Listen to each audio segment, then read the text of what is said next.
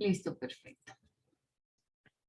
Entonces les decía que el fundamento constitucional siempre, sí o sí, siempre que hablemos de responsabilidad, pues necesariamente vamos a hablar del artículo 90, porque recuerden que fue en la Constitución del 91 donde la responsabilidad del Estado, sí, dime Felipe. Doctora, gracias. Es que hay compañeros que quieren ingresar, por favor. Sí les estoy dando ingreso, pero no sé qué pasa, de pronto como acabaron de ingresar, dice que en sala de espera están 0. Gracias, doctora, muy gentil, muy amable. Listo, muchas gracias. Listo. Entonces debe ser que ellos tratan, pero tienen mal el internet, entonces no, a mí no me aparecen acá. Sin embargo, para evitar eso, le voy a dar el poder, no sé a quién. ¿Quién está disponible por ahí? Porfa, que me ayude para dar ingreso. Doctora, si gusta, yo le colaboro. Doctora, qué pena. ¿Sí? ¿Tú me podrías permitir grabar? Por favor? Ya revisa, porfa. Ya te permití. No, me dice que no tengo el permiso. A ver, ¿quién es? Dame el nombre. Háblame. Jenny Lugo. Ah, no, es que fue a Lisette a la que le autorice. Jenny, perdóname. Lugo. Si gusta, doctora, yo le colaboro con dar permisos a los compañeros de ingreso. Listo, le está dando acceso a Jenny y ya. Haceros favor. Listo, perfecto. Gracias, doctora. Gracias. Sí, porque a mí eso no me deja concentrar. Gracias, perfecto. Entonces, como les mencionaba, siempre pues nos vamos a remitir al artículo 90 de la Constitución, que ya no lo sabemos de memoria, que el Estado responderá patrimonialmente por los daños antijurídicos que le sean imputables, causados por acción o por omisión de las autoridades públicas. Recuerden que el fundamento legal de ese artículo 91, que de pronto de esta manera no lo hemos visto, pues se encuentra en la ley estatutaria de la Administración de Justicia, que en el artículo 65 a 69 establece lo siguiente. Recuerden que esta ley es la ley 270 de 1996, que nos establece que la responsabilidad, frente a la responsabilidad del Estado, nos dice que el Estado responderá patrimonialmente por los daños antijurídicos que le sean imputables causados por acción u omisión de los agentes judiciales.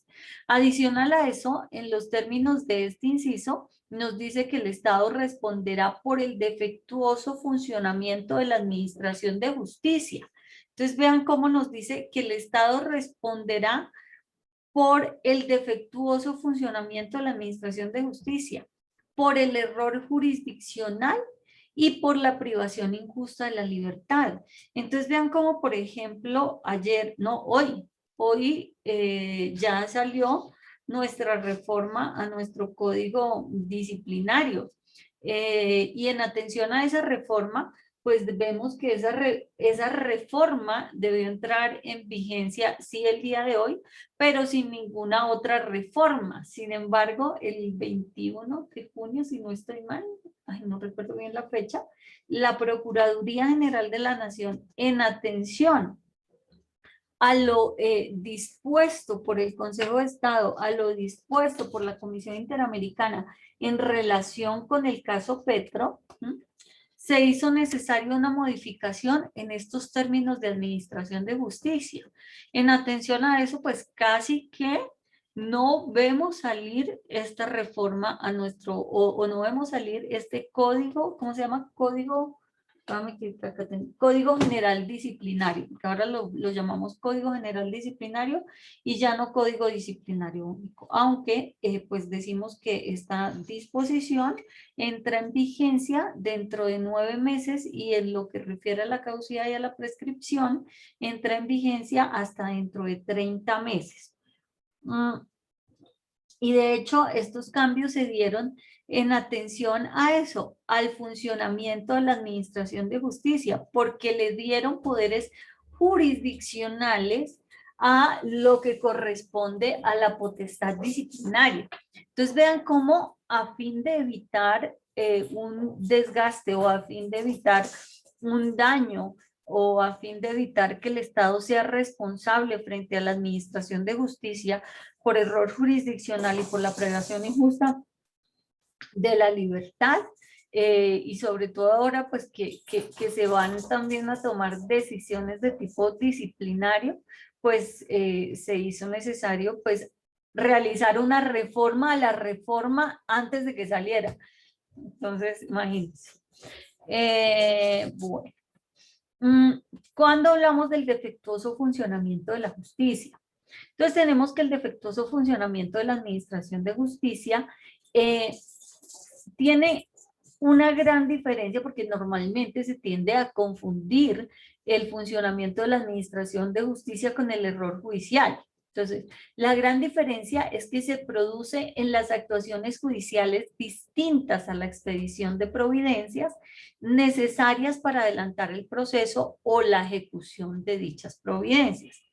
Fuera de los casos previstos en los artículos 66 y 68 de esta ley 270 de 1996, pues debemos tener en cuenta que refiere a que quien haya sufrido un daño antijurídico a consecuencia de la jurisdicción, de la función jurisdiccional, tendrá derecho a obtener la consecuente reparación. Entonces veamos cómo uno dice, no, es que un juez no se equivoca.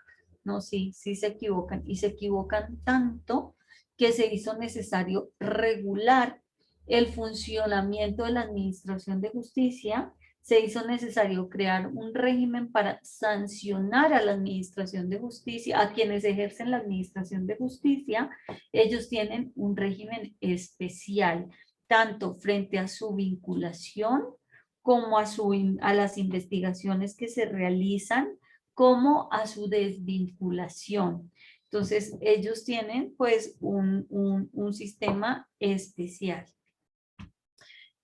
Cuando hablamos del defectuoso funcionamiento de la justicia, tenemos que hacer referencia a que la administración de justicia, pues como ustedes saben, se define con las acciones u omisiones que realizan con ocasión a la función de impartir justicia en que incurran los funcionarios judiciales, así como también los particulares investidos de facultades jurisdiccionales, los agentes y los auxiliares de justicia.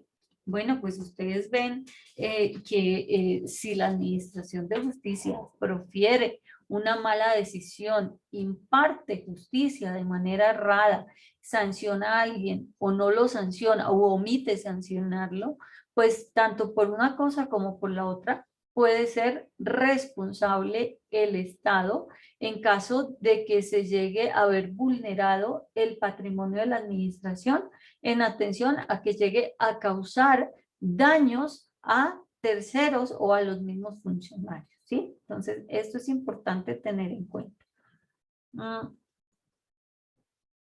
El defectuoso funcionamiento de la administración judicial es un título de imputación de la responsabilidad patrimonial.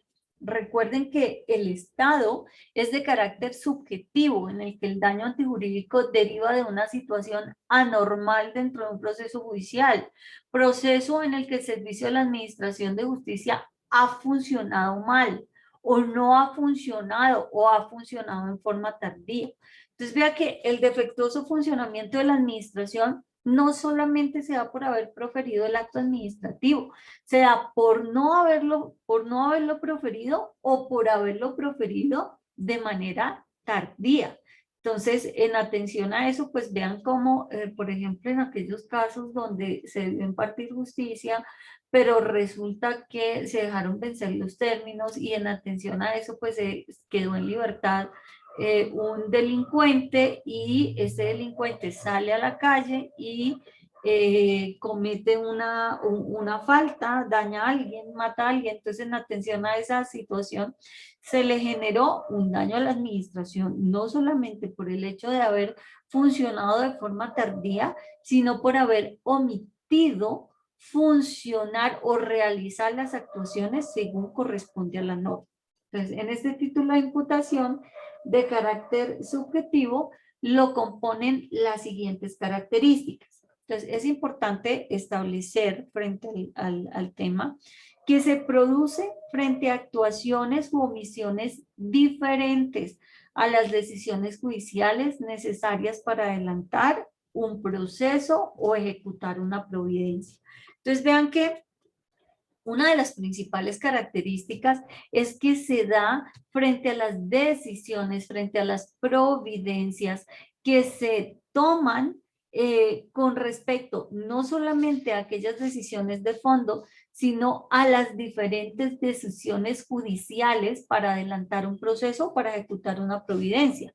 ¿Qué quiere decir esto? Que no solamente hace referencia a decisiones de fondo, resulta que también hace relación a decisiones de trámite, ¿sí? Entonces, es importante tener en cuenta ese punto. Otro tema, perdón, ¿por qué se da? Porque resulta que, como vemos, hay muchas decisiones que no se pueden proferir, que el Estado pierde la facultad de realizarlo en atención a que simplemente pues el impulso dentro del proceso no se efectuó como corresponde. Entonces, puede provenir de los funcionarios judiciales particulares que ejerzan facultades jurisdiccionales, de los empleados, agentes o auxiliares de la justicia. Entonces, vean que independiente del nivel en el que se encuentre vinculado al funcionario, pues si con esta omisión de la función o con esta actuación en el ejercicio de la función ocasionó un daño, ¿sí? Entonces, en ese orden de ideas, pues, se tiene como un defectuoso funcionamiento de la justicia y la justicia tendrá que responder como tal. Entonces, otro punto importante es que debe tener un funcionamiento anormal, partiendo de una comparación de lo que debería considerarse como un ejercicio adecuado a la función pública. ¿Qué quiere decir? Pues que si yo actúo conforme a la norma, si yo actúo conforme a la ley, pues no puedo decir que estoy vulnerando una disposición, ¿sí? O que estoy vulnerando el adecuado funcionamiento de la administración de justicia. Pues debe considerarse esto como un ejercicio adecuado a la función judicial. A veces, ¿qué pasa? Lo que pasa es que nosotros a veces por hacer más, hacemos menos. Entonces, por ejemplo, les voy a poner un caso que quiero saber ustedes qué opinan al respecto. Y es de una persona que debió proferir una decisión dentro del término correspondiente, pero que en atención a que se presentó una situación ajena a su voluntad, pues le impidió que se tomara la decisión de manera adecuada. ¿Por qué digo que le impidió que se realizara de la manera adecuada? Por ejemplo, le dio COVID y ya no pudo ir a la oficina o no pudo acceder a los documentos que necesita para realizar un trámite. Digamos, esta semana los funcionarios públicos estamos supremamente reventados y nos podemos ver incurso pues en una decisión de tipo judicial en atención a que como estamos con los indicadores, ¿cierto? Y pues estamos a corte de semestre, entonces quienes ingresamos nuevos a las entidades hace un mes, pues nos apretaron horrible. ¿Por qué digo eso? Porque pues si dejamos vencer un término, si resulta que dejamos pasamos por alto una notificación, pasamos por alto una comunicación, pasamos por alto digamos, se tiene que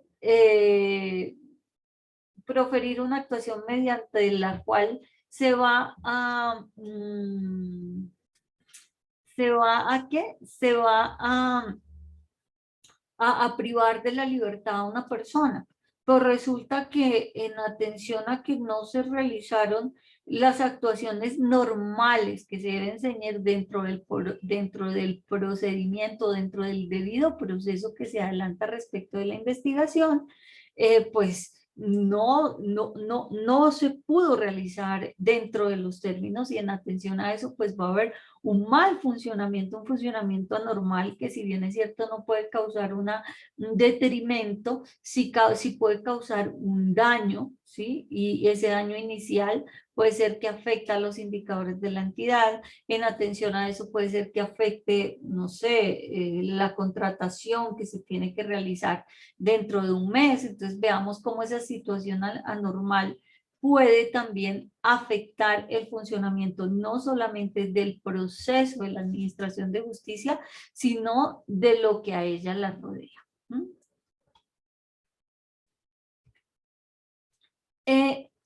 Al respecto, la sesión tercera del Consejo de Estado recordó que el título de imputación defectuoso del funcionamiento de la Administración de Justicia abarca la moral judicial. Entonces, en efecto, la falta de decisión judicial en el plazo razonable, siempre que la demora no esté justificada, es un motivo para que resulte procedente el examen de una demanda de reparación directa. Entonces, les pregunto a ustedes, para ustedes, ¿cuál sería un motivo para que resulte procedente un examen de la demanda de reparación directa? ¿Qué opinan ustedes con todo esto que está pasando? ¿Cuándo podríamos hablar de la falta de decisión en un plazo razonable, frente a lo cual procede una demanda de reparación directa? Entonces, a ver, es que tengo acá solo Wilson Alfredo Ávila. Hola Wilson, ¿cómo estás?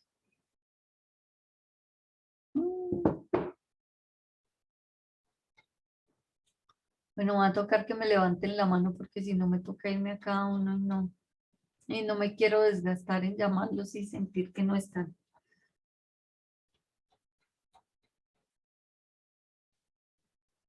Alejandra Mesa. Carlos Henao. Presente, doctora. Ah, listo. Hola Alejandra, ¿cómo estás? Ya Carlos Bien, también me habla. bien, sí, señora, gracias. Cuéntame, cuando hablamos, ay, se me cambió la diapositiva, de un plazo razonable para ti, ¿cuál sería un plazo razonable y cuándo no estaríamos frente a un plazo razonable para tomar una decisión judicial? Pues yo consideraría que un plazo razonable sería, espera, amor, sería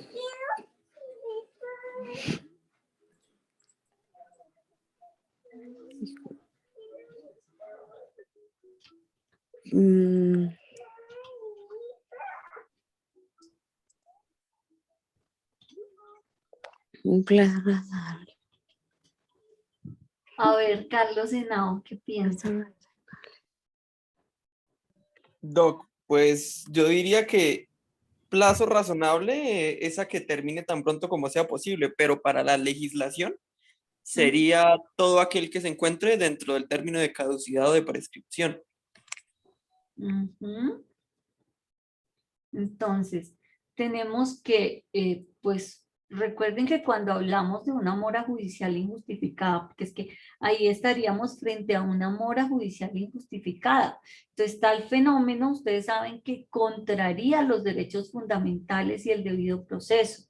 ¿Y cuándo se da una mora injustificada judicial? Pues se presenta, cuando se presenta un incumplimiento de los términos señalados en la ley para adelantar la actuación judicial, cuando no existe un motivo razonable que justifique dicha demora, como lo es la congestión judicial o el volumen de trabajo, porque no necesariamente tenemos que hablar de que se profirió una actuación administrativa, como es el caso del coronavirus. No necesariamente debemos hablar de que se dio una suspensión de términos para poder decir que estamos frente a un motivo razonable, sino que lo que debemos decir es, por ejemplo, o sea, nadie está obligado a lo imposible. Entonces, si tenemos una congestión judicial, si tenemos un volumen de trabajo exagerado como debe estar pasando ahorita, porque pues están abarrotadas, la Administración de Justicia está abarrotada de tutelas ahora con el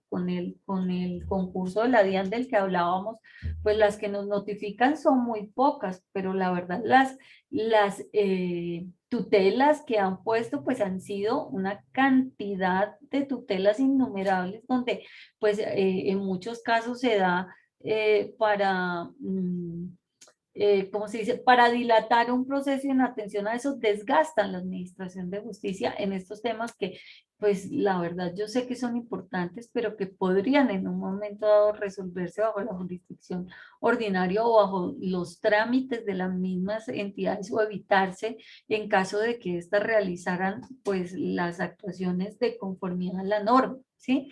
Y otro tema es la tardanza, que nos habla de la mora injustificada. La tardanza es imputable a la omisión en el cumplimiento de las funciones por parte de una autoridad judicial. Sin embargo, esto sin dejar de lado, aquí tenemos una figura que nosotros conocemos como ilicitud sustancial. Entonces recuerden, ¿qué quiere decir? Puede que se haya producido un daño, ¿sí? O sea, sí hay una omisión de una actividad dentro de la Administración de Justicia. Se produció un daño. Sin embargo, puede que ese daño pues no haya generado, sí se incurrió en una omisión de una obligación frente a la ejecución de una actividad dentro de la Administración de Justicia, pero con esa actuación pues no se causó ningún daño. Y entonces en atención a eso decimos que, ¿qué? Pues sí se causó un daño, pero al no haber generado ninguna transgresión a la Administración de Justicia, donde se haya visto afectada la función de la misma, pues podemos hablar en ese orden de ideas de una ilicitud sustancial. Y en atención a eso, pues resultar absueltos de la investigación que se esté llevando a cabo. Entonces, eso es muy importante tener en cuenta. Si ustedes en un momento dado como administradores de justicia o de hecho en cualquier otra actividad como funcionarios públicos se ven afectados porque, no sé, no se dieron cuenta, porque por el cúmulo de trabajo dejaron de pasar alguna actuación que debía realizarse, ya sea dentro de la Administración de Justicia o ya sea dentro de la Administración Pública en general, pues es importante tener en cuenta que si con esta no se generó un daño, si con esta no se transgredieron las funciones de la entidad, no se causó un detrimento patrimonial, pues podemos decir, sí, oiga, me equivoqué, pero el hecho de que me haya equivocado también, se dio en atención a un error involuntario. Nadie está obligado a lo imposible. Adicional a eso, yo puedo decir que existe una ilicitud sustancial. Entonces, como sí, cometí una falta, sí, la cometí, está ahí, está arreglada, está tipificada, pero pues con la misma no estoy afectando el deber sustancial y en atención a eso, pues le archivan las actuaciones. Entonces, eso es importante que lo tengan en cuenta. Cuando uno no ve otra salida, tiene que irse siempre en atención, alegando siempre lo que corresponde a la ilicitud sustancial. Ahora no sé cómo hacer grande esto para verlos. Es que vi a alguien que me estaba levantando la mano. ¿Quién era? ¿Daisy? No me acuerdo. Elías Rendón. Ay, ¿cómo estás? Dime, Elías. Te vi con la mano. No, me iba a referir también frente al tema de cuando la Administración de Justicia de pronto no de manera oportuna toma decisiones. Entonces, dentro de las diferentes ramas del derecho, llámese penal, civil, autoridades judiciales llegan tarde al tomar las decisiones. Entonces, particularmente en el caso de hoy, en mi trabajo, notaba cómo una muchacha, mediante derecho de petición, le solicitaba a un tribunal que le dijera, pues, la oportunidad procesal o el tiempo que se iba a demorar para que le resolviera un recurso de apelación, ¿sí? Entonces, ellos justificaban su demora con el hecho de que pues tenían que revisar un expediente bastante amplio para tomar esa decisión, que no había suficiente personal y que por la nueva actividad de la virtualidad y todo lo que estaba sucediendo con ocasión de la pandemia COVID-19, pues estaba dificultando el trabajo un poquito más para ellos. Entonces, prácticamente, pues yo en esa respuesta, ese derecho de petición, si se llegara a suscitar de pronto algún daño antijurídico por la tardanza de una decisión de ese superior jerárquico, ellos prácticamente estaban preestableciendo una serie de pruebas como para decirles, vea, en este momento estamos en tales y tales circunstancias. Y me imagino que también con las estadísticas que manejan cada uno de esos despachos, donde se les va a ser imposible contestarle de manera oportuna.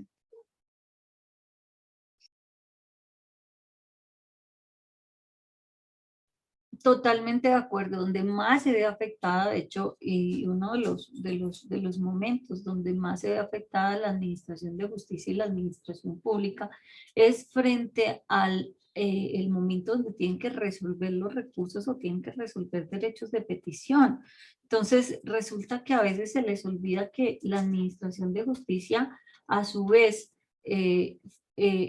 las decisiones que estas profieren pues son actuaciones administrativas y en atención a las mismas pues están regladas por un debido proceso.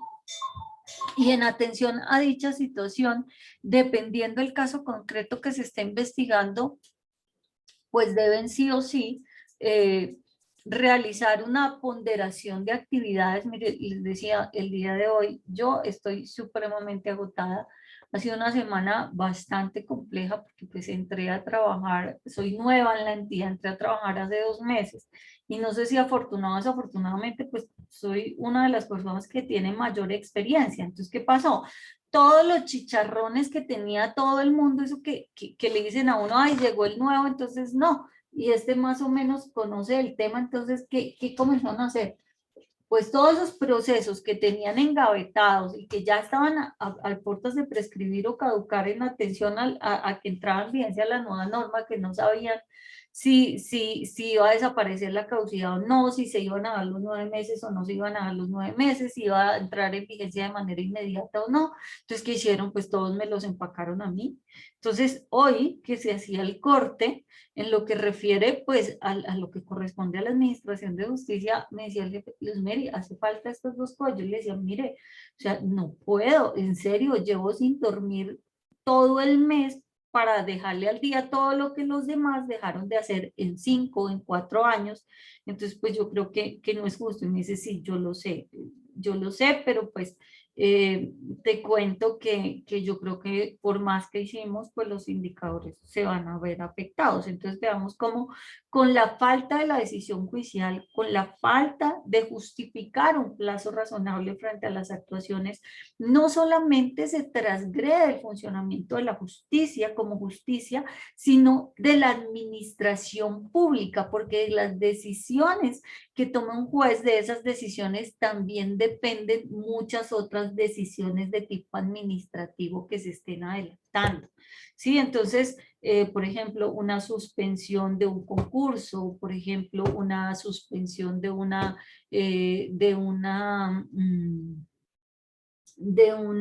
actuación en atención a la cual se conceda la libertad a una persona, ¿sí? Entonces, vean como una apelación, vean como un recurso, no siempre puede ser favorable para el investigado, no siempre puede ser favorable para el ciudadano, no siempre.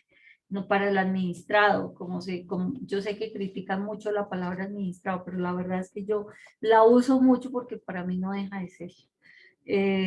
Dicen que cuando hablamos hay una sentencia y hay una decisión que dice que no debemos hablar de administrados, sino de ciudadanos, en atención a que no podemos decir que solamente los administrados tienen derecho a la administración pública o a la administración de justicia, sino que cualquier ciudadano, independiente de la edad que tenga, puede acceder a la misma, ya sea en nombre propio o a través de representantes.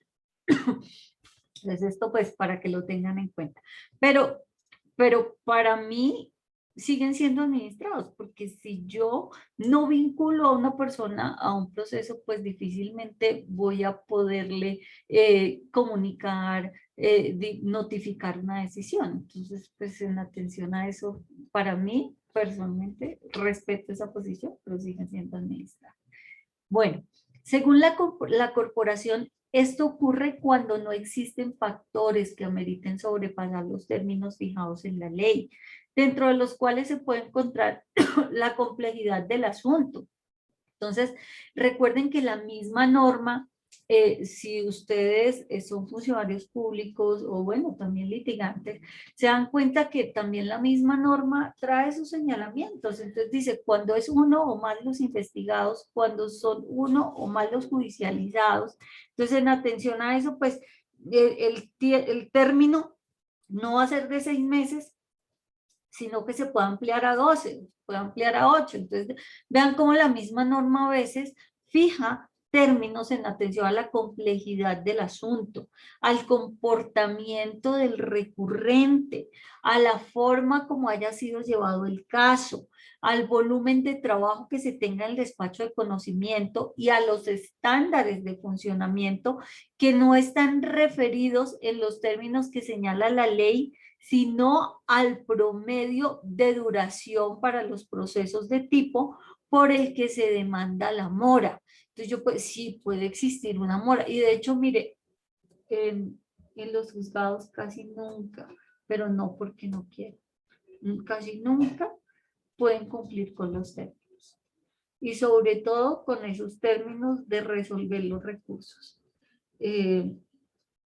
Se nos vence mucho esos términos en atención al cúmulo de documentos y a los términos tan cortos que se encuentran fijados para resolverlos. Y no solamente en lo que corresponde a la Administración de Justicia. Digamos, si alguno ha interpuesto un recurso de reconsideración en la DIAP, saben que de hecho muchos términos no tienen fijado un plazo determinado para tomarse. Digamos, el recurso de apelación, si nosotros vemos en muchas materias, no dice cuánto tiempo se puede demorar en segunda instancia. Entonces, ¿qué hacemos nosotros ahí? ¿O qué le recomiendo yo al abogado? Yo, por ejemplo, y cómo me atacaron una vez un proceso y casi me empapelan, fue porque se fueron por el lado del derecho de petición. Me dijeron, si no hay un término, los términos generales se rigen a través del derecho de petición. Y les cuento que me pusieron a patinar. Porque si uno evidencia y uno revisa la 1755, me atrevería a decir que tenía mucha razón quien me interpuso esa acción en atención a esa situación. Entonces, eso frente al defectuoso funcionamiento de la administración. ¿Qué quiero decir con esto? Y concluir este defectuoso funcionamiento de la administración de justicia con que no siempre ese defectuoso funcionamiento de la justicia va a causar un daño.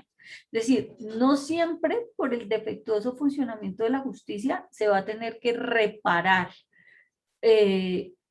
en atención a que pues existen muchos factores que pueden eximir de responsabilidad o que pueden tomarse dentro de los términos de la ilicitud sustancial, y en atención a esto pues si bien es cierto, en muchos casos puede que opere o puede que prospere esa demanda de reparación, pero el funcionario público como tal no va a ser, no le van a poder iniciar la acción de repetición en atención a que, pues repito, a veces la misma administración genera sus propios daños. Y yo creo que ustedes se han dado cuenta, la misma administración a veces saca tantas normas que una se contraría con la otra, no son claros en las decisiones, no amplían las plantas de personal del sector público, tienen a una sola persona resolviendo. Es que yo los invito a que vayan a los despachos judiciales. Esa gente está abarrotada de trabajo y no hay personal. Y hay otras entidades donde usted va y hay mucho personal y no hay trabajo. O sea, hay de todo, como en la viña del Señor. Usted encuentra absolutamente de todo. Yo he estado en esas en esas entidades donde el trabajo es supremamente alto y a veces ni siquiera es el trabajo, la complejidad de las decisiones que se toman son supremamente altas y de mucha responsabilidad, mientras que hay otras entidades pues, que tienen 2, 5, yo conozco entidades donde tienen reparto, funcionarios ganándose más de 8 millones de pesos, tienen repartos de 5 expedientes.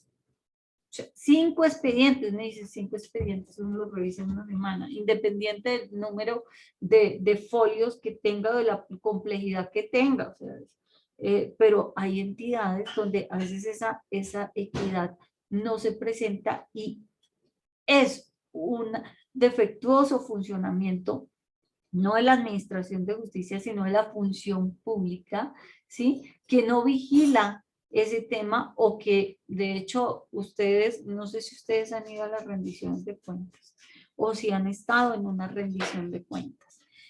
Ustedes saben que a veces las rendiciones de cuentas desafortunadamente, al parecer, inflan las cifras. Entonces dicen, sacamos 50 fallos al mes. Y uno dice, fallos al mes, wow, no, pues 50 buenísimo, ¿no? Y dice, y va a ver los fallos todos absolutorios. Es decir, que temas que pueden cerrar con archivos, toman decisiones absolutorias para no proferir los archivos y decir que son fallos, por ejemplo. Entonces, veamos cómo esto también hace que a veces la falta de transparencia de las mismas entidades, de decir, oiga, no, o sea, tenemos mucho personal, damos este personal para que se lo lleven a otra entidad. Mire, entidades como la DIAN, que tienen entidades como los despachos judiciales, entidades como, no sé, ¿qué otro sector les pongo de ejemplo? A muchas superintendencias.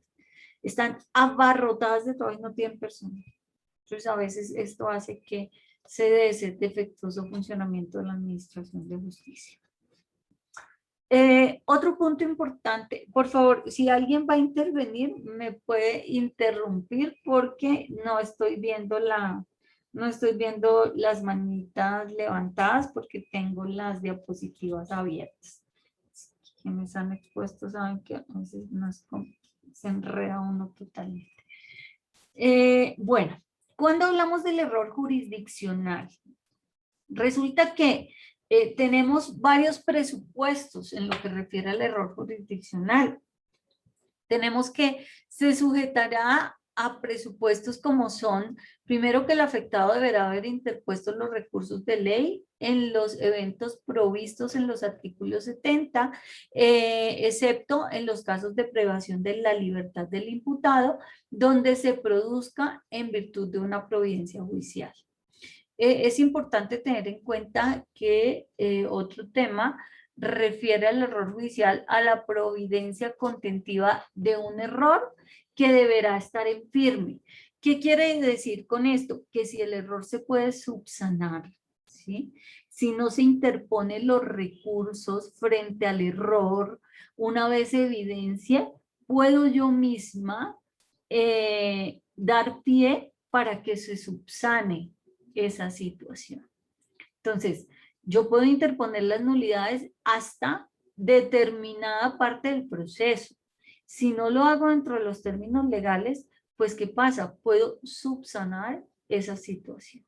Entonces, es importante tener en cuenta que la providencia contentiva del error debe estar en firme, porque es ahí donde produce los efectos judiciales que corresponden.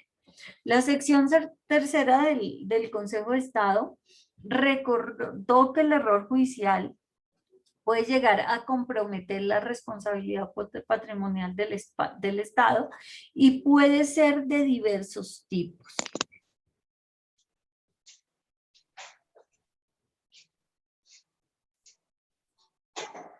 En primer lugar, un error de hecho, que implica una equívoca percepción respecto de las personas, de la naturaleza, de la decisión judicial, en cuanto al objeto de la decisión y a los motivos de la misma. Entonces recuerden que Wilson, por favor, ¿me vas a silenciarlo si eres tan amable? ¿Valen 17 todavía la revista? Doctora, ¿yo le puedo hacer una pregunta antes de avanzar?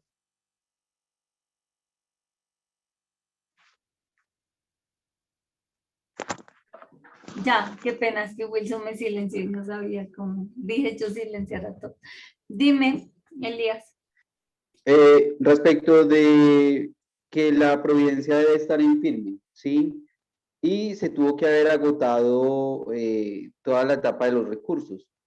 Sin embargo, se me ocurre un caso en el que de pronto hay un error numérico respecto de un proceso ejecutivo en el que pretenden hacer efectiva una suma de dinero y el abogado de pronto no, en la oportunidad procesal que le correspondía, interponer un recurso de reposición para que aclarara la suma o una apelación y mejor dicho, termina quedando en firme esa providencia y el juez, a pesar de tener una facultad normativa para modificar esa suma de dinero, no lo hace. Se inicia un proceso. Recuerden que hay un término que utilizamos mucho y es el que hace referencia al lapsus calami. Nosotros les conocemos como lapsus calami, que tiene que ver con los errores cometidos al escribir en el computador o en cualquier otro dispositivo en el que se teclee un número, en el que se teclee no sé, una letra, digamos, me equivoqué y en la decisión no dije que se investigaba o que se profería la decisión a favor de Brian Franco, sino a favor de Brian Francos. Y le aumentó una S, entonces me dice Brian, no, pero es que yo no soy Brian Francos, sino que yo soy Brian Franco. Entonces, en atención a eso, usted no está hablando de la misma persona. Entonces, ¿qué pasa? Cuando suceden esas cosas, nosotros como funcionarios públicos acudimos al lapsus calami, a la figura del lapsus calami, y decimos que si bien es cierto, se pudo producir un pequeño error aritmético, el mismo no afecta la decisión en atención a que la decisión se debe tomar como un todo y no como esa parte solamente. Es decir, yo ahí dije Brian Francos, pero dije Brian Francos identificado con cédula de ciudadanía número tal. Entonces vea que la cédula sí corresponde, pese a que el apellido no, porque tuve un lapsus. Lo puedo aclarar, sí, y en atención a eso, pues no me va a generar ninguna nulidad, digámoslo así. Es decir, no todo error puede generar una nulidad. Hay situaciones que se pueden resolver sin acudir a formalismos pues procesales supremamente desgastantes. Entonces, eso en atención a esa situación. O diferente, puedo que diga Wilson López identificado con cédula de ciudadanía y me equivoqué y estaba llevando, por ejemplo, una investigación de 2 personas y entonces le puse la cédula de Alejandra a Wilson y a Wilson la cédula de, bueno, y viceversa, y Alejandra la cédula de Wilson. Entonces, en atención a eso, ¿qué pasó? Sí, me equivoqué, pero resulta que si voy al todo de la decisión, entonces yo digo Wilson profesional, ingeniero de sistemas, adscrito a tal dependencia desde tal fecha, vinculado a la entidad a través de acto de posesión o nombramiento de fecha tal, y se observa en el plenario que estoy hablando del mismo Wilson López al que estoy notificándole la decisión o al que estoy comunicándole la decisión. Entonces veamos cómo siempre cuando el funcionario, no siempre cuando el funcionario público se equivoca, puede o tiene que decretar una nulidad, por ejemplo. Entonces, ¿por qué? Porque las nulidades, yo, por ejemplo, cuando llego a una entidad y me pasa un reparto nuevo, si hay nulidad, yo la proyecto y la presento o la decreto. Sin temor alguno, porque yo no voy a responder por las faltas de los demás. Ahora, si el error es mío, entonces yo busco mi propia salida, ¿sí? Entonces yo veo a ver cómo trato de darle una solución legal donde no tenga que irme a una nulidad, porque una nulidad pone en entredicho, digámoslo así, también no solamente el conocimiento, sino el actuar de quien la profirió. Entonces vea que es que, y por eso muchos jefes patalean, brincan y no decretan nulidades, no decretan nulidades. Entonces dicen, no, vamos a un autoaclaratorio, modifiquemos, no sé, se inventan una cantidad, como le llamamos nosotros, unas maromas jurídicas para no decretar las nulidades. Pero la verdad, yo no recomiendo esto. Cuando se tiene que hacer porque se subsana dentro del término y pues no nos vamos a ver posteriormente afectados. Entonces, eso frente a los errores de los que no sé si era frente a un error de ese tipo del que me estabas hablando. Pretendía como con el ejemplo, pero tal vez no sea como tan somero el error. Al punto al que quiero llegar es que teniendo la oportunidad para presentar recursos, no los propusieron, ¿sí? Y entonces en ese caso, de pronto con el recurso se podía haber subsanado la decisión de la autoridad judicial y no salir perjudicada el administrado y en ese caso pues no se estaría frente a la jurisdicción contenciosa. O a pesar de no haber presentado recursos, también puede salir perjudicada la persona y no podría alegar que omitió un debido ejercicio del derecho. A ver, ¿dónde tengo un litigante acá? ¿Carlos es litigante? ¿O me parece Carlos no? Sí, Doc, pero no escuché la pregunta. Ok, Carlos. ¿Por qué digo que un litigante? Porque estamos frente a dos posiciones. Entonces, frente a la posición de Carlos como litigante y frente a la posición de Luzmeri como funcionario público en ejercicio de la administración judicial. Entonces, ¿qué pasa con esto? Menciona a su compañero, bueno, pero ¿qué pasa si yo no interpongo los recursos dentro del término? ¿Qué pasa si yo dejo vencer los recursos? Entonces, muchas veces esto puede jugar a favor o muchas veces puede jugar en contra. ¿A qué hago referencia? Y me corrige usted, doctor Carlos, como litigante, y es decir, que dependiendo la etapa en la que nos encontremos, podemos sí o no jugar con esta situación. ¿Por qué? Porque a veces, sobre todo, si no recurrimos dentro del término en el fallo, estamos graves, porque ahí sí subsanamos casi que, digámoslo así, absolutamente todo.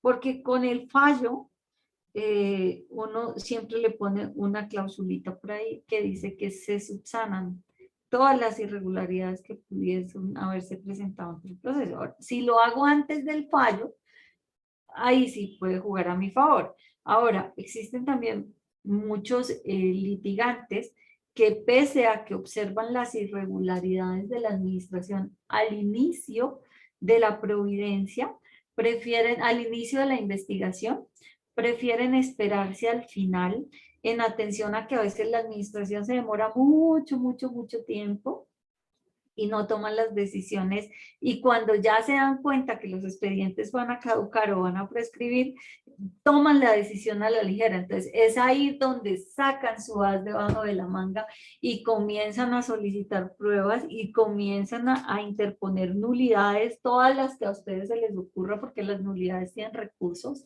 y fuera de eso pues se tienen que respetar términos de notificación y demás. Entonces en atención a eso pues dilatan el proceso y por eso muchos prefieren esperarse hasta esta etapa y no lo realizan dentro de los términos o muchos juegan a interponerlo el último día. Entonces a veces resulta que se equivocan, se pincharon o lo que sea y no alcanzaron a llegar y no interponen los recursos. Entonces y uno como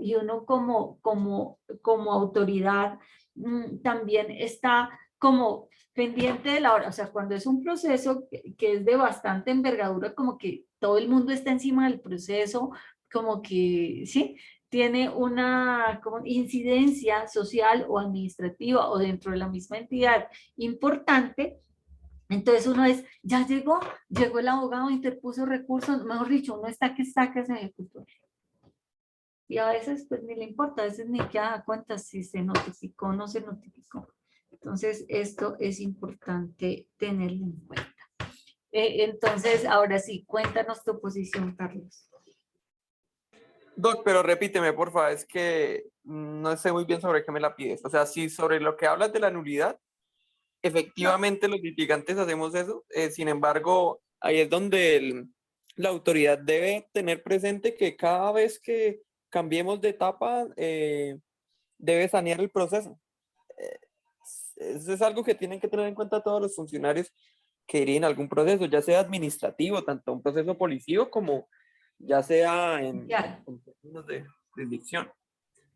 Es que nuestro compañero hace referencia a que en muchas ocasiones las personas no interponen los recursos y que si siempre que no se interpone recurso frente a una decisión se afecta el deber funcional, digámoslo así, o se afecta a la administración, o se afecta al ciudadano, al vinculado. Entonces, le digo que no siempre, depende cómo jueguen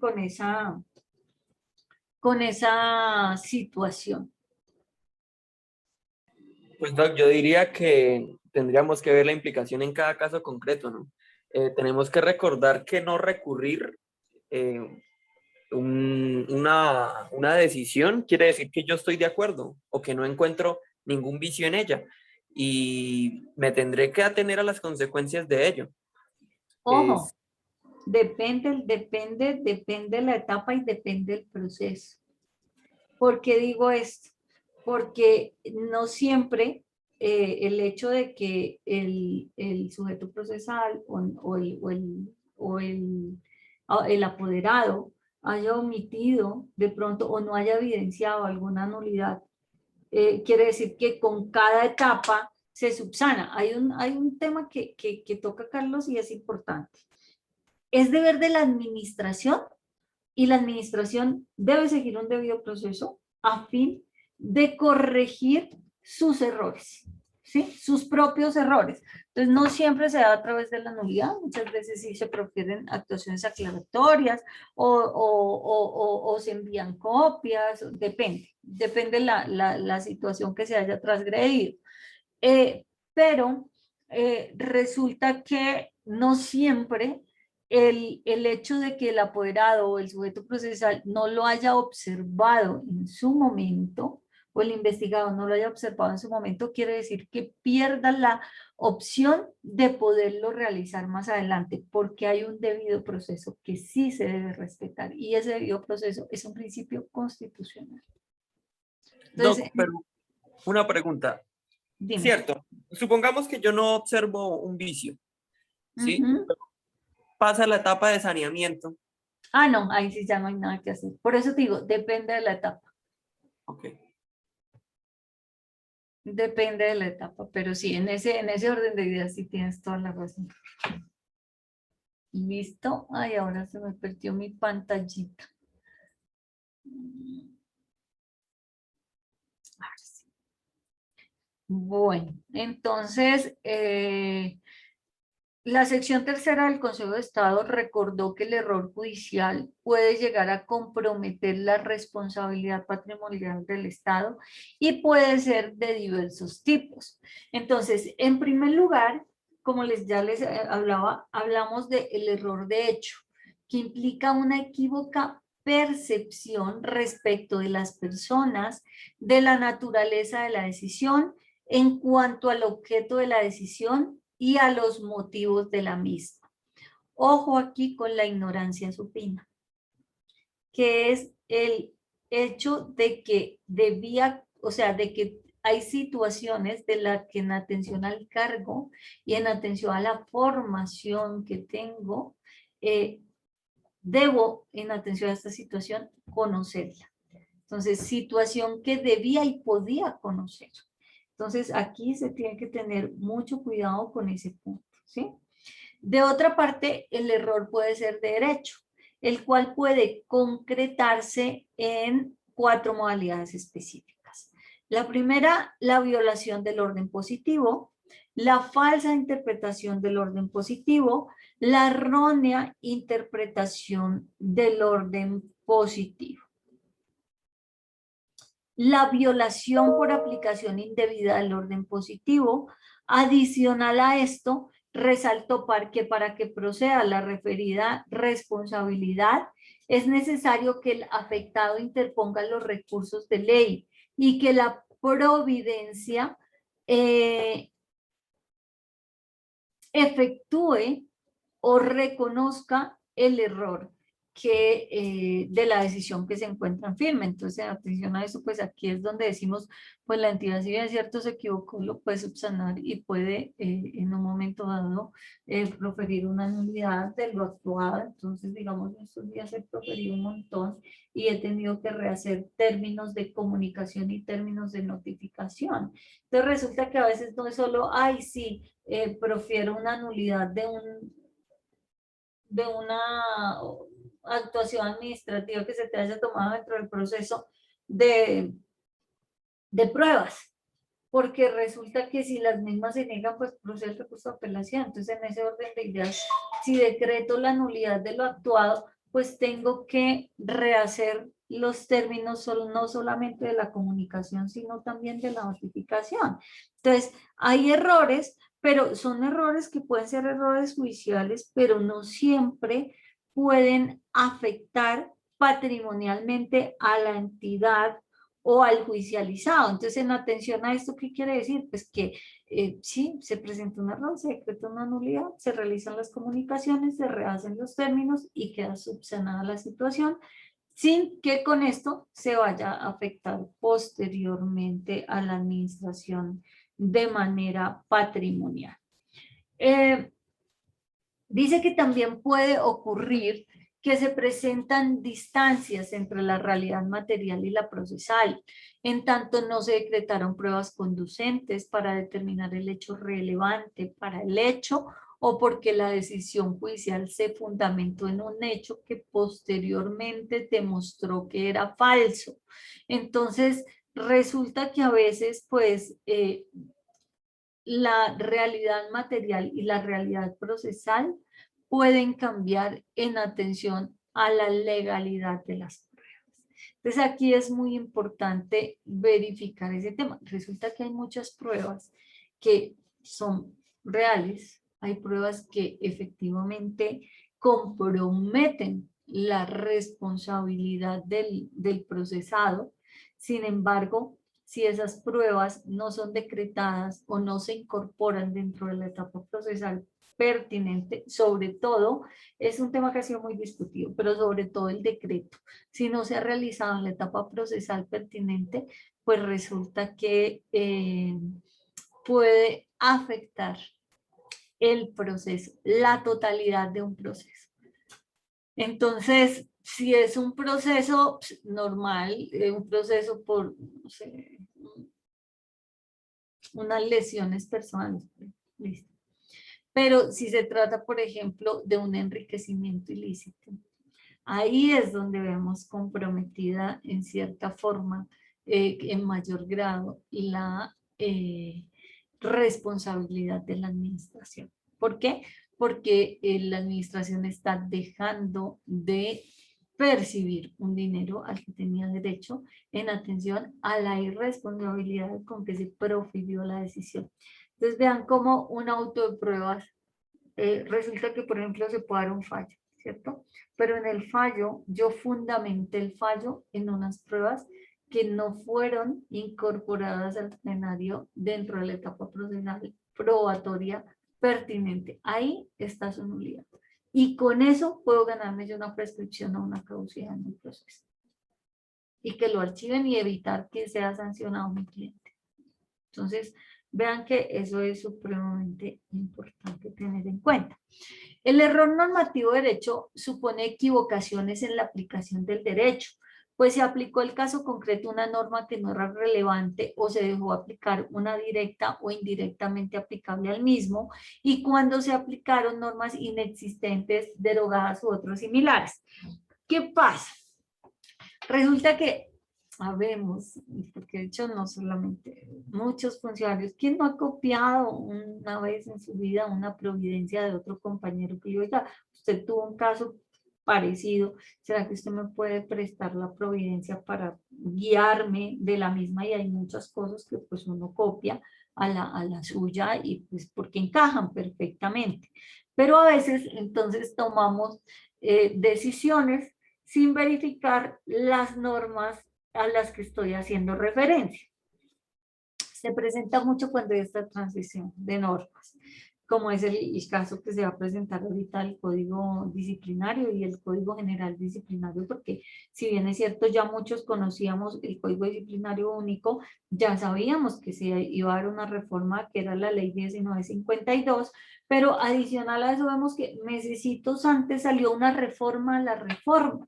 Entonces eso nos enloqueció totalmente, pero ahora no sabemos cómo va a ser el tema de si van a tener que existir 2 oficinas o una sola oficina. Entonces hay una cantidad de circunstancias que no sabemos cómo va a operar y por eso nos están dando 9 meses, en otras situaciones 30 meses, y que debemos verificar siempre.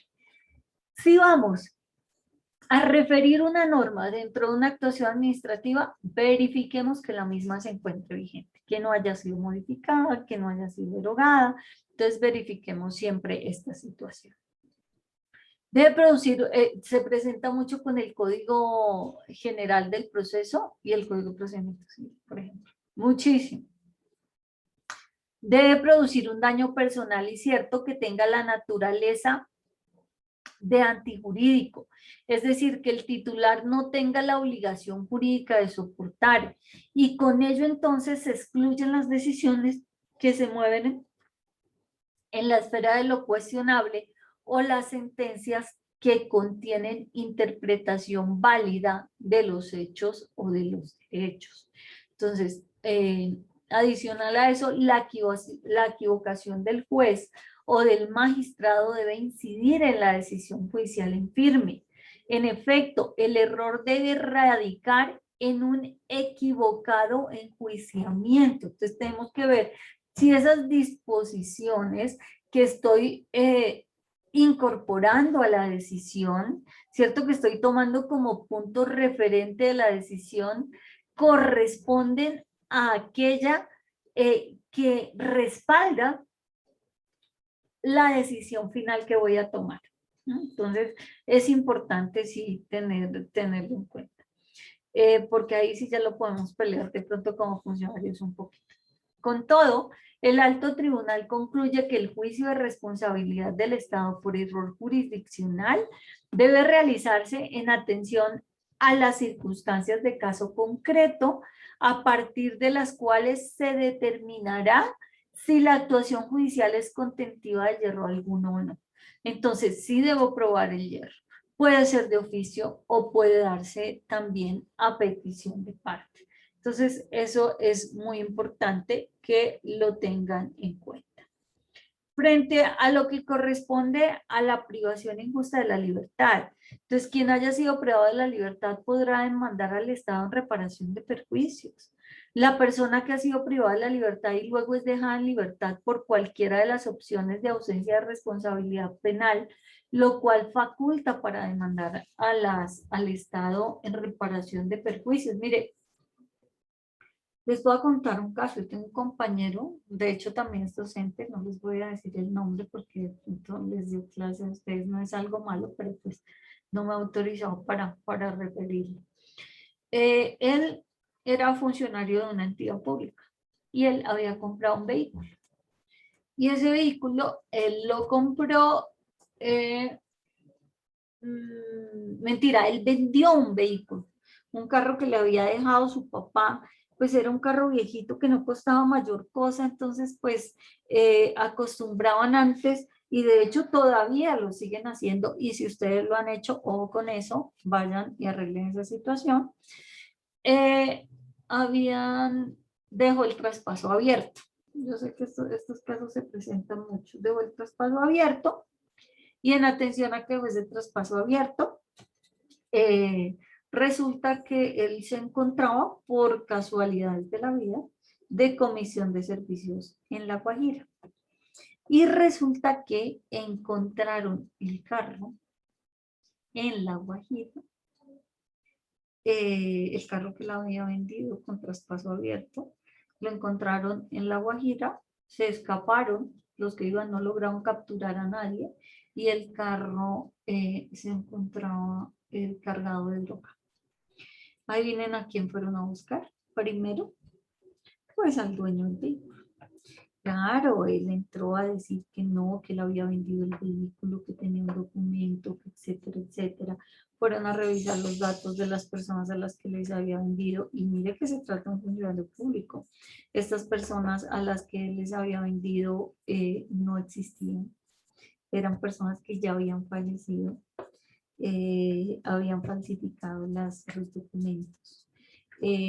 Cuando se fue donde el notario, a verificar la responsabilidad del notario, el notario dijo, yo doy fe de que aquí vino el señor Pepito Pérez y me presentó un documento de identificación y me dijo que él se llamaba Pepito Pérez y la identificación decía que era Pepito Pérez. Ya, la fotografía de cuando tenía 18 años a cuando tenía 70 años, pues ha cambiado muchísimo, entonces yo no puedo poner en duda pues por la fotografía que no sea él. Perdón, no me voy a 80 porque la tendría que haber modificado, pero es un ejemplo.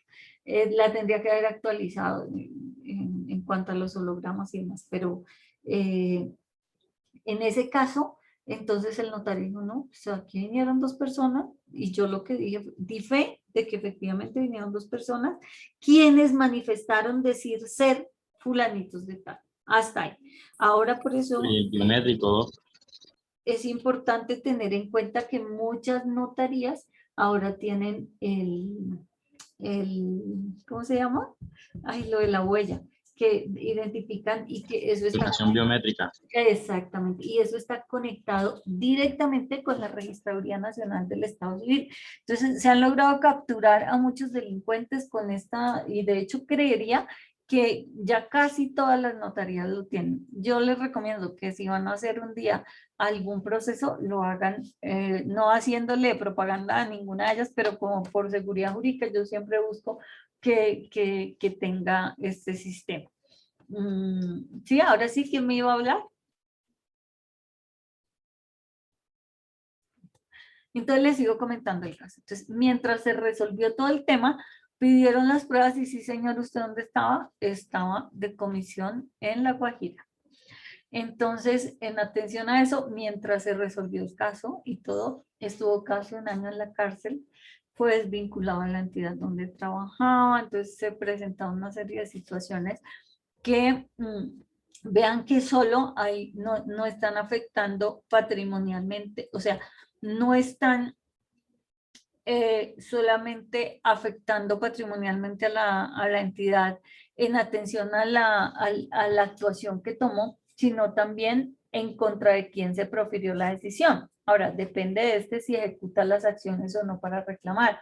Si logra probar su inocencia. Ustedes saben que desafortunadamente, pues existen muchas personas que están privadas de la libertad siendo inocentes, pese a que han sido,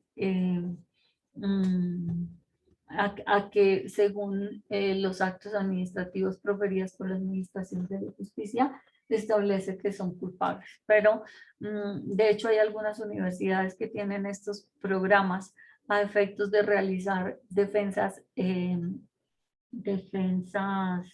¿cómo se llama? Gratuitas a esta clase de casos. Es una labor que me parece a mí muy, muy loable. Porque muchas personas, ustedes saben que las sancionan porque no conocen sus derechos a veces y para eso pues estamos nosotros.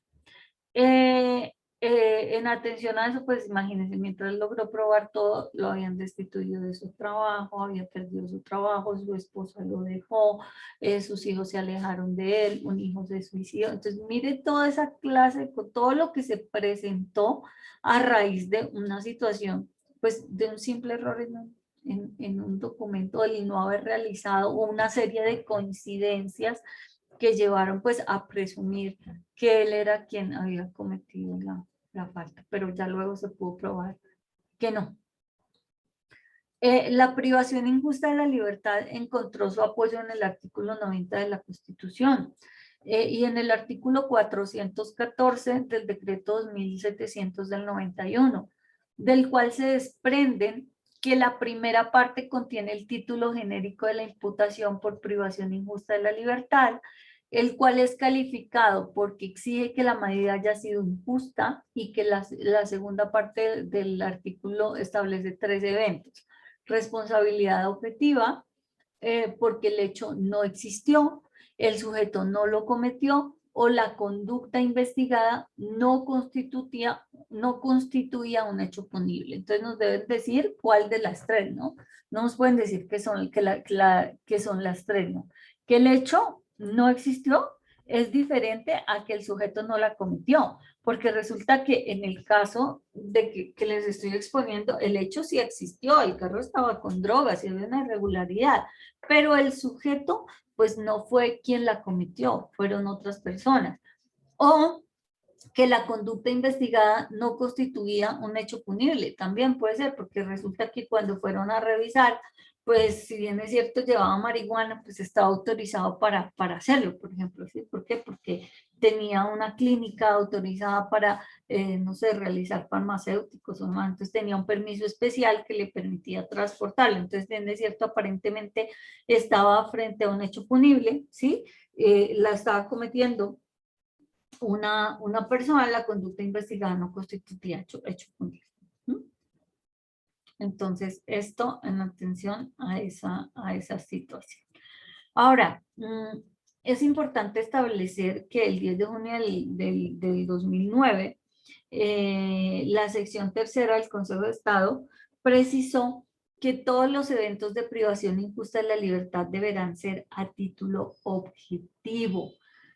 A esta conclusión llegó al analizar una causal excluyente de responsabilidad penal como lo es el estado de necesidad, asunto en el que consideró que siempre una privación injusta de la libertad, que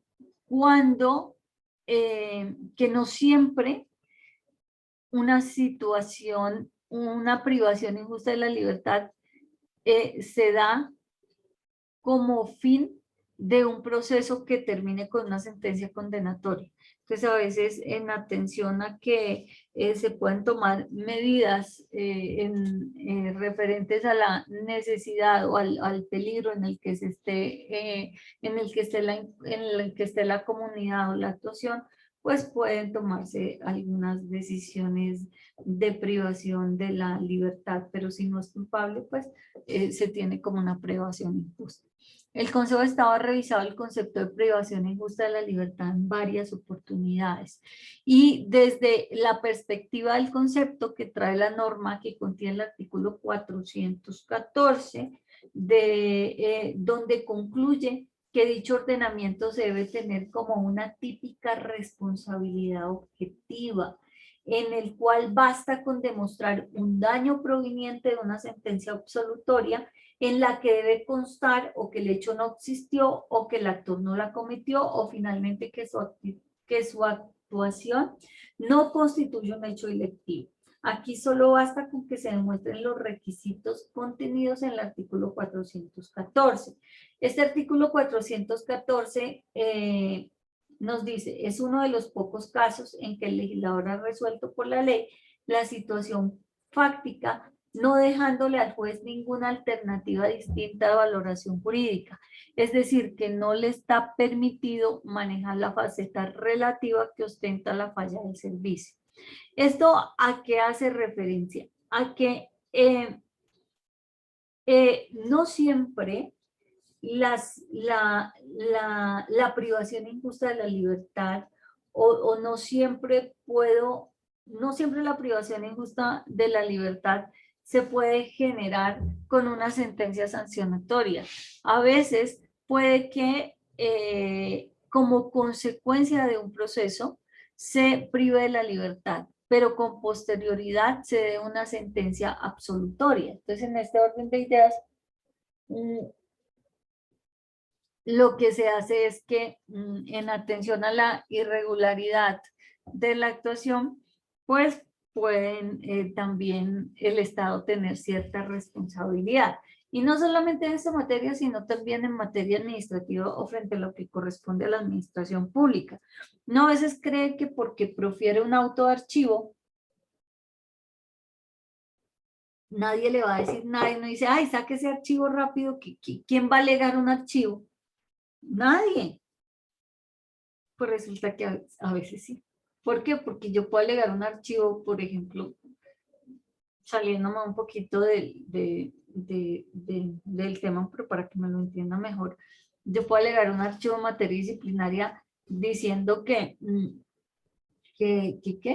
solicito que me reparen por todos los perjuicios que me causaron porque me atrasé en el trabajo, por todos los permisos que tuve que pedir para asistir a las diligencias, en los gastos en que tuve que incurrir al pagar un abogado porque la entidad no me lo pagó, tuve que pagarlo yo. Entonces, en atención a todo esto, hay una salida para el funcionario público y que siempre uno lo utilice. Es primero decirle, en el caso de materia disciplinaria, pues que no siempre se requiere ser representado por un abogado. Usted lo puede hacer en nombre propio, con el nuevo código eso cambia, dependiendo la etapa. Entonces, en atención a eso, pues uno le dice, no, pues si usted decidió incurrir en gastos, pues fue porque usted quiso, no porque yo se lo exigí, digámoslo así.